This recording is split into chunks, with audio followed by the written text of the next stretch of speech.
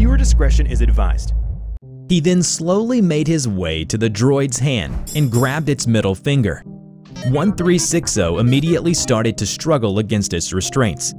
4 security officers quickly got to work holding the droid down.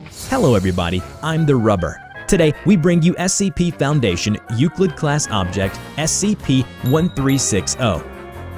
SCP-1360, also known as PSHUD-31, is an animate and fully articulated android.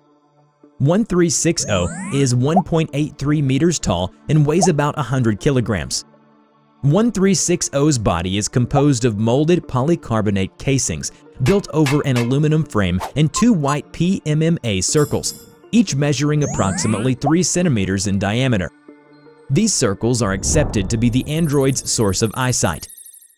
The molded polycarbonate casings are covered in a black fabric of aramid fiber, referred to as 1360-1. This material is lighter and stronger than Kevlar and is self-repairing, with adjacent damaged 1360-1 fibers reweaving and fusing back together. The material is also capable of repairing damage to 1360's polycarbonate casings, as 1360-1 fibers will fill in damaged areas during the repair process of the outer covering. This covering acts as a skin of sorts and has a universal thickness of 1 centimeter.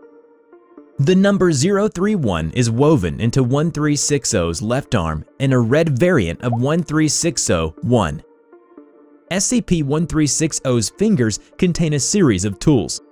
These tools are accessed by unscrewing the tip of the finger. 1360's left thumb is a steel needle attached to a roll of red thread made from the same material as 1360-1.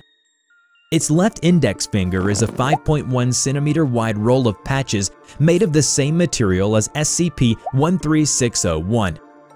However, 1360's right thumb is a pair of miniature steel fabric scissors. On its right index is a steel scalpel. Both the middle and ring fingers are hollow and seemingly serve only as storage space. Before being found by the SCP Foundation, 1360 was previously owned by a man named James and his daughter, Sarah. 1360 was first found during a raid on a Paratech trafficking warehouse in Seattle. Apparently, 1360 was made by Anderson Robotics. Anderson Robotics is a Paratech firm specializing in the sale of anomalous robots, androids, artificial intelligence, computer programs, and cybernetics. Below is a description of the events that unfolded after 1360 was found and brought back to the Foundation for containment and research. 1360 stared at researcher Conwell. Its white plastic eyes seemed emotionless as it followed Conwell's every move. 4 security officers stood nearby, each waiting for the incapacitated automaton to attempt to escape. Conwell pressed record on a small tape recorder on the surgical table at his side. Jacob Conwell, July 8, 2013. Regular scheduled removal of SCP-1360-1. Samples are to be removed from SCP-1360's lower torso, left forearm, and right thigh. Subject is fully cooperative prior to 1360-1 removal. Recommended security team is present and on standby. Conwell then grabbed a small scalpel and approached the droid. He began to cut, but stopped when a small slip of paper was visibly poking out from 1360's left middle fingertip. Be ready to restrain it. He then slowly made his way to the droid's hand and grabbed its middle finger. 1360 immediately started to struggle against its restraints. 4 security officers quickly got to work holding the droid down. Got it! He pulled several folded pieces of notebook paper from 1360's finger. Keep it restrained until it calms down. Make sure to confiscate its notebook and pens before you leave. Conwell looked back as he stepped into the hallway. The droid's constant gaze only subsided once the containment door slid shut. Conwell let out a heavy sigh as he stared at the pieces of notebook paper lying on the desk in front of him.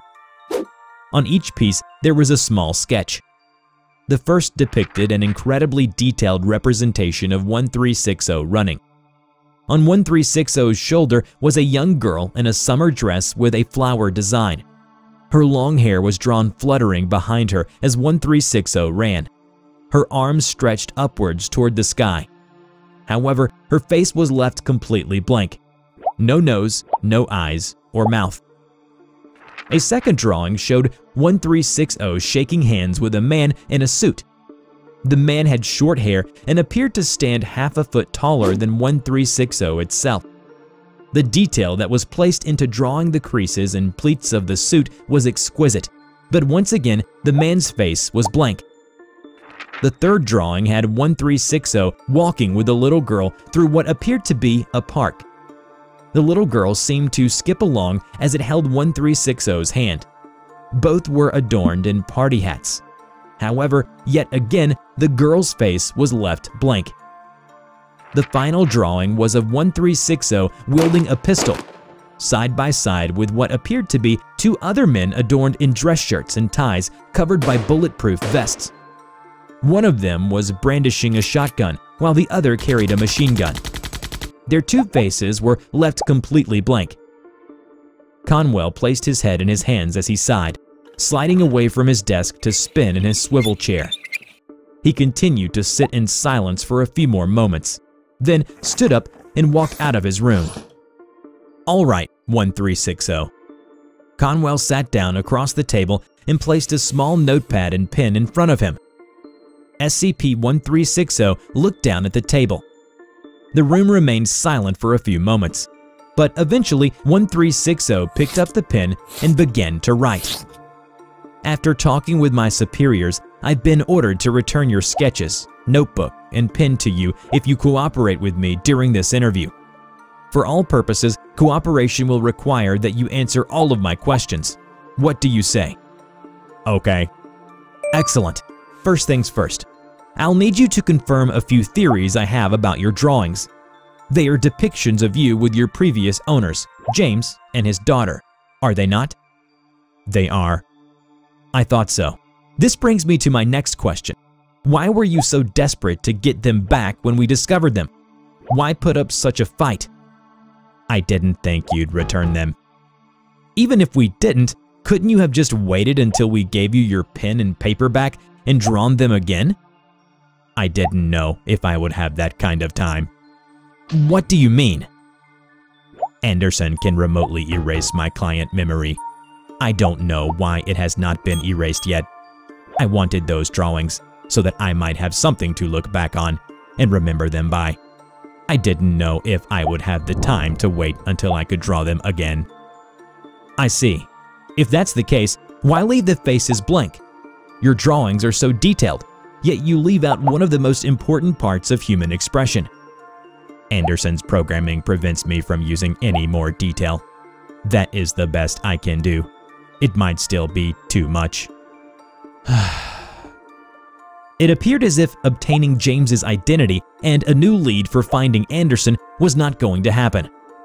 Conwell then got up from his chair and slid the drawings the rest of the way towards 1360.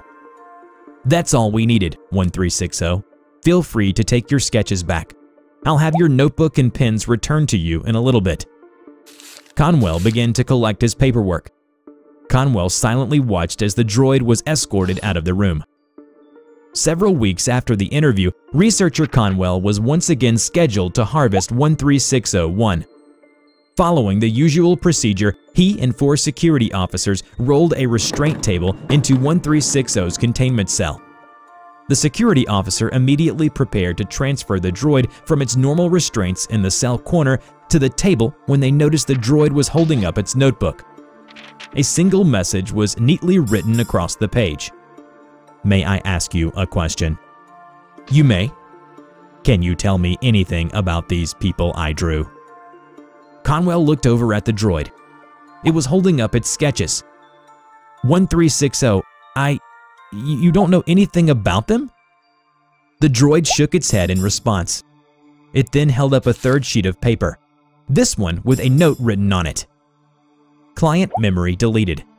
We're sorry, 3-1, but as you know, our client's privacy is our highest priority. Things were getting just a little too close for comfort. Anderson." I'm so sorry, 1360. I wish I could tell you who they were. I wish I knew about them too. Remember to check out my new animation channel, TheRubber Talks, where I share my life story, thoughts, and opinions. Just click on the link in the description to enter TheRubber's world. Before we end this video, we are proud to present these incredibly sweet pieces of fan art. A big thank you to all of you. You can now send us your fan art, and we will be more than happy to show off your best art piece in our next video. Check out our description below on how to submit. I hope you enjoyed today's video. Which SCP do you want to see in the next video and why it is interesting? Let us know in the comment below. We will draw your story and share it with the world. Don't forget to click like, subscribe to the channel, and hit the bell. Please share it to your friends if you like this video. Thank you so much for watching, and we will see you in the next video. Bye-bye!